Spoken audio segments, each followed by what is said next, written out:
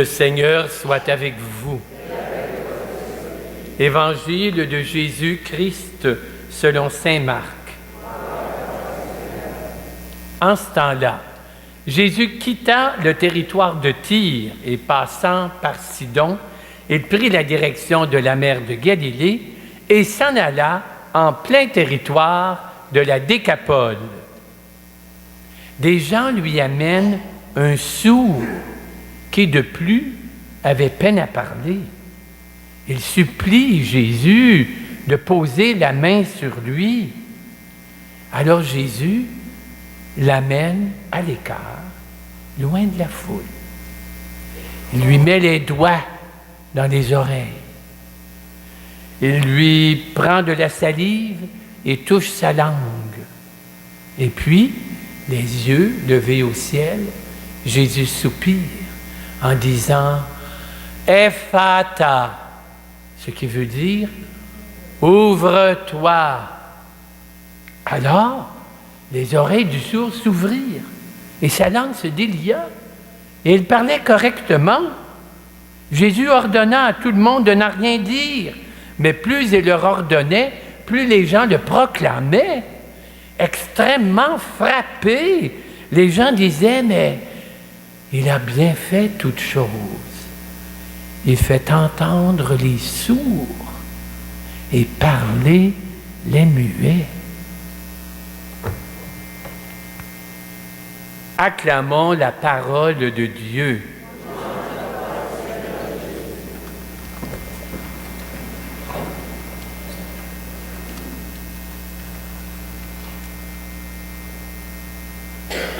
Je me souviens, dans une paroisse où je travaillais, il y avait un couple avec qui j'étais ami du bon monde, qui s'aimait beaucoup.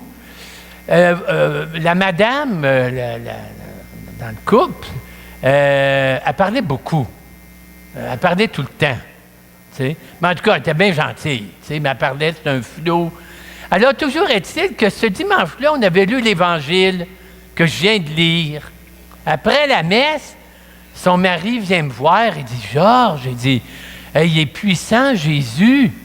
Hein? Il a dit à la bouche du sourd, « Ouvre-toi. » Puis elle s'est ouverte.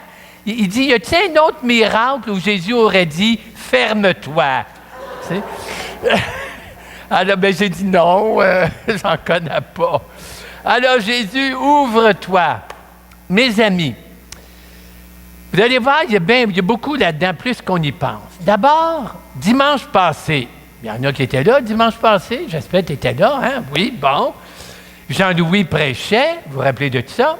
Et Jean-Louis nous parlait de la discussion que Jésus avait eue avec les pharisiens à propos des rituels, puis comment les Juifs, encore aujourd'hui orthodoxes, ils ont des tabous alimentaires. Hein? Ils n'ont pas le droit de manger du porc. Je pense qu'ils n'ont pas le droit de manger des fruits de mer. C'est-tu de valeur? Des bonnes crevettes puis des pétoncles. Ça en fait plus pour nous autres, OK?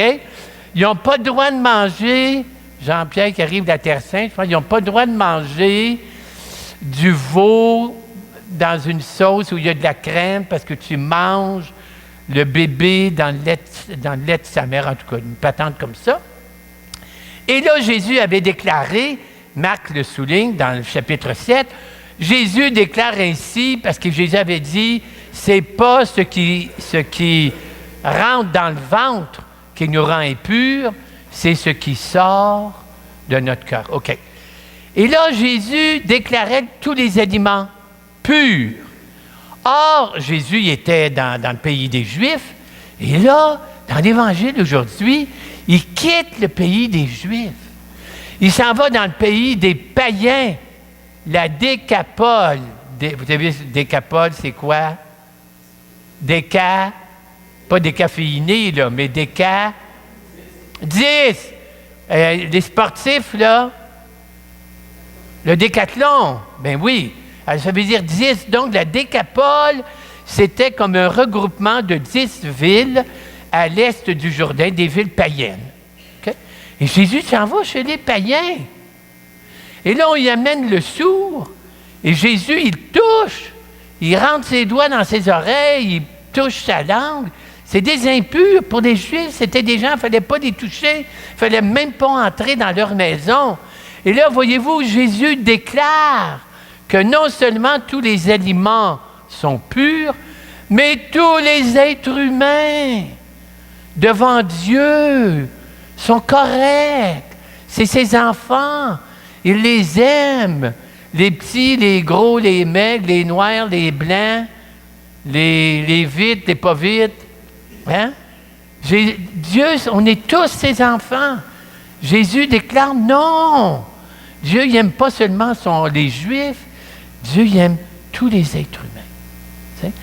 Et de sorte, quand on continue, il y a un mot qui résume en quelque sorte cet évangile que je vous mets à l'écran. Pouvez-vous le lire? C'est tous. Alors, premièrement, tous les êtres humains sont égaux, aimés par Dieu. Deuxièmement, ça rejoint plus la lettre de Saint Jacques qu'on a lue. Il faut être bon pour tous. Pas rien pour ceux qui sont fins, puis beaux, puis propres, puis bien habillés. T'sais? Il faut être bon. Dieu est bon pour tous. Et Dieu est bon sans condition.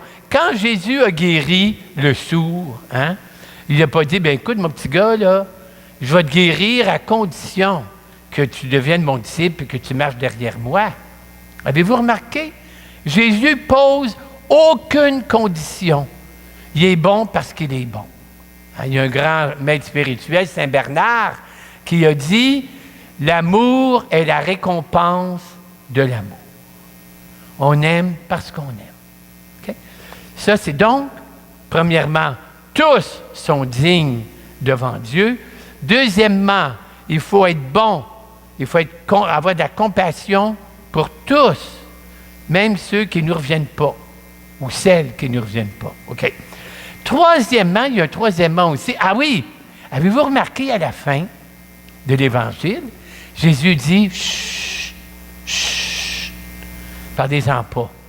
Hein? » Est-ce qu'ils ont écouté Jésus? Pas du tout. Il proclamait, dit l'Évangile. Il pouvait pas, on ne peut pas cacher ça. C'est extraordinaire. Dieu est rendu parmi nous à travers cet homme Jésus avec sa toute-puissance de guérison. Bien, il faut le dire, il faut en parler. Aujourd'hui encore, en 2018, Jésus est là avec sa puissance pour ouvrir nos bouches, puis nos oreilles, puis nous guérir. Et moi, j'ai vu que ça, je vais vous raconter, je termine avec ça. Je prêchais une retraite. Je pense que c'était dans le comté de Portneuf. Et on était rendu le mardi. Le mardi, le thème, c'était « Pourquoi pardonner ?» Et là, j'accueillais les gens en arrière de l'église, hein, comme on fait ici.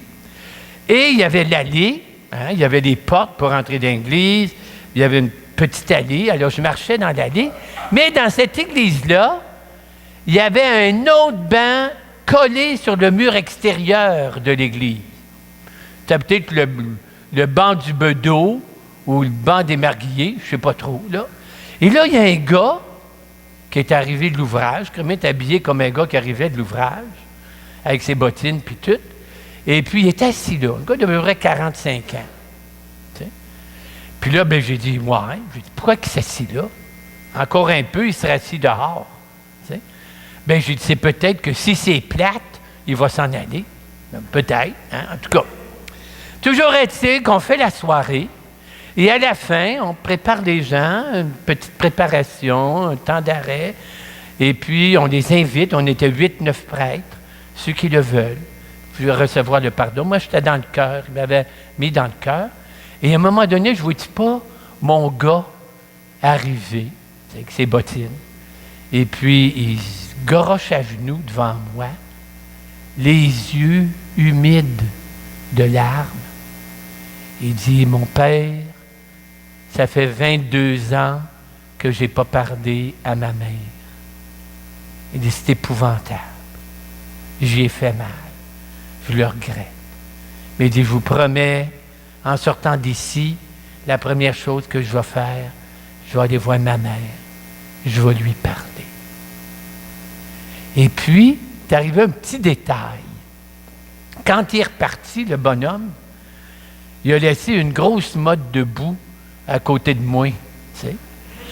Et là, je me suis dit, tiens, c'est comme un signe. Seigneur Jésus, dans ta toute-puissance, tu as enlevé la boue de son cœur pour qu'il puisse le remplir d'amour puis d'affection. Tu sais. Et puis, là, j'ai compris. Encore aujourd'hui, Jésus, il a ouvert la bouche de ce gars-là qui n'était pas capable de parler à sa mère. Je ne sais pas ce qui est arrivé. Peut-être une chicane d'héritage, ou je ne sais pas trop. Hein? Peut-être qu'elle prenait pour Toronto, puis lui prenait pour les Canadiens, puis je ne sais pas, là, tu sais. Il peut y avoir bien des raisons de chicaner. Mais ça m'avait beaucoup frappé, cela. Et donc, tournons-nous vers le Seigneur en terminant. Celui qui débouche des oreilles, des cœurs, prions-le. Mon Jésus, Seigneur de gloire, je le crois, tu es présent aujourd'hui encore avec ta toute-puissance de guérison. Et je viens à toi, ô Jésus, avec mes oreilles qui entendent mal, avec ma bouche qui parfois refuse de parler, avec mon cœur qui est bloqué. Viens à moi dans ta toute-puissance, Seigneur, et dis cette parole sur moi. Ephata. Et ainsi, ouvre mon cœur, ouvre mes oreilles, ouvre ma bouche. Amen.